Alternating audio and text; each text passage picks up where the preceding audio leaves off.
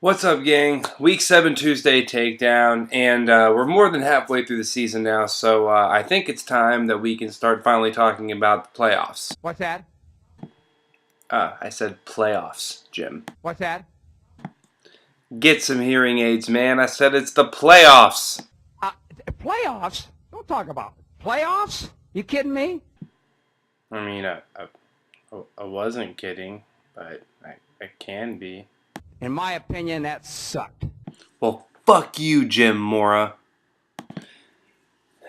At any rate, so things are shaping up, after week 7. A lot of things happened around the league this week. It was kind of a quiet week, except for Neville's, who balled out on Derek with the Jaguars D going off for 20 again. I never thought that a defense would contribute to a team as solidly and repeatedly as the one that Neville's has, and let alone that it would be the Jags D.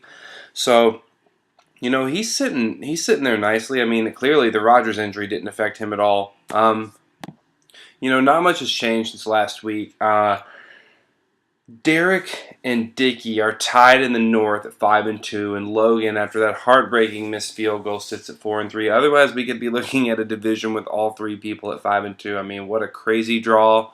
I feel like both of the wild cards are definitely going to come out of that division. In the South, all three of us won this week, which is fucking great for me because Zeke went off. But, it was poetic justice for Ezekiel Elliott to score 39.9 points against Jordan, especially after that judge was on vacation this week, so he didn't have that suspension upheld because Jordan traded Bobby Zeke the week I played him the second time, and he mopped the floor with me. So, taking you down, Jordan. You deserve what happened, even though I do feel for you, and I wish you would beat Bobby, and I'm sorry as your best friend.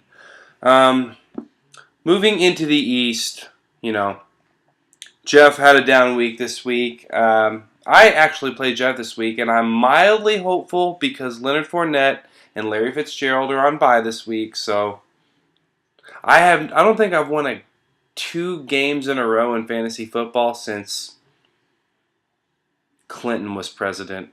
I don't know. I honestly don't know the answer to that. But, Jeff still keeps his 2-game lead over Dan, and then you've got Jim lingering back there at 2-5 with me. Respect. And then in the West, you've got Neville's and Jordan tied for the lead at 4-3. And a team has no name in Brad at 2-5 on a 5-game schneid. Rough business, sir. So,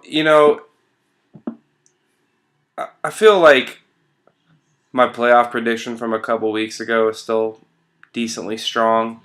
Nothing much has changed. There's been no major injuries, no crazy trades. I mean, the Julio Jordan Howard trade was, I would say, a bombshell, but it wasn't really super one-sided like the Jordy Nelson trade. Cough, Brad.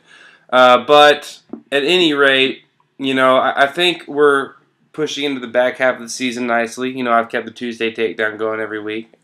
You guys seem to like that, which is pretty cool. And I still need to collect fantasy money from Dickie and Brad.